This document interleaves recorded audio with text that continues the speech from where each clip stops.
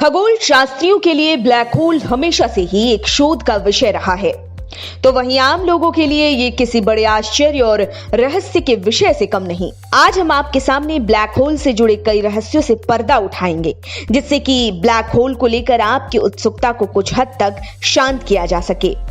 सबसे पहले आप ये जान लीजिए कि अप्रैल 2019 में पहली बार जब ब्लैक होल की तस्वीरें सामने आई तो हर कोई इसके बारे में जानने के लिए उत्सुक हो उठा। लेकिन इससे पहले ब्लैक होल को बस हॉलीवुड की फिल्मों में काल्पनिक रूप में ही देखा जा सकता था।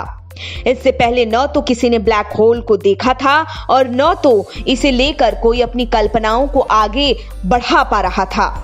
लेकिन तस्वीर के सामने आने के बाद एक बार फिर से ब्लैक होल स्टडी का विषय बन गया है।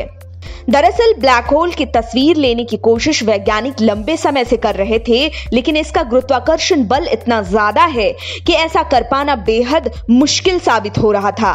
ये कामयाबी बड़े लंबे समय के बाद हासिल हुई है।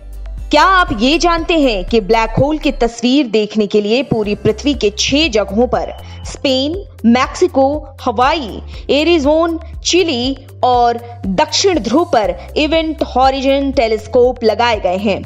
EHT से ब्लैक होल की असल तस्वीरें देखी जा सकेंगी। EHT को बनाया ही इस वजह से गया था ताकि ब्लैक होल को देखा जा सके।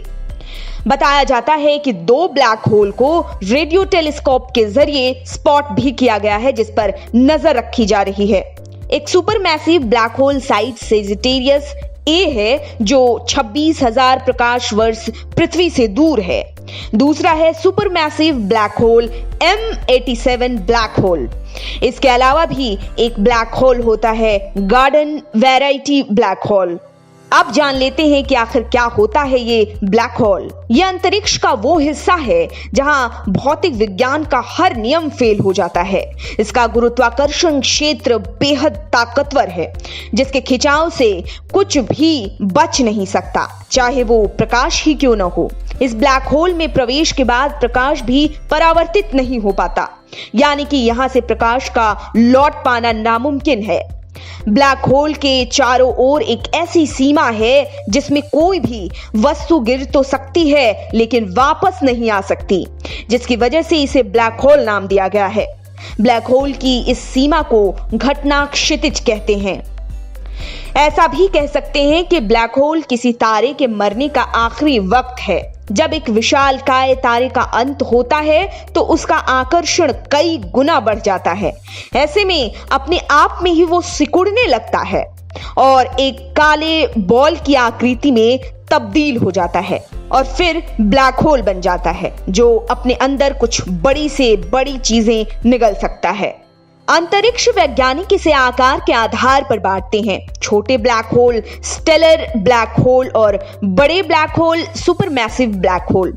ऐसी संभावना है कि सुपर मैसिव होल का आकार इतना बड़ा है कि ये लाखों करोड़ों सूर्य के जितना बड़ा है। साल 1972 में ही ब्लैक होल के होने की पुष्टि कर दी गई थी। ब्लैक होल पर इवेंट होराइजन की थ्योरी स्टीफन हॉकिंग ने दी, जिसके बाहरी हिस्से के बारे में वे कहते हैं कि इससे रेडिएशन निकलती है, जिसका नाम हॉकिंग रेडिएशन रखा गया है। इसी के कारण एक समय ऐसा आता है जिससे ब्लैक होल अपने द्रव्यमान को खो देता है और फिर उसमें प्रकाश, समय, स्पेस सब हमेशा के लिए समा जाते हैं। ऐसी कई संभावनाएं हैं कि अगर आप इस ब्लैक होल में गिर जाते हैं तो आप दूसरे ग्रह में पहुंच सकते हैं, या फिर जलकर पल भर में खाक हो जा सकते हैं, या ऐसा भी हो सकता है कि हमेशा के लिए उसी ब्लैक होल में अनंत तक के लिए फंस जाएं। इस रहस्य से अब तक पर्दा नहीं उठ पाया कि आखिर इस ब्लैक होल के अंदर चले जाने के बाद होता क्या है।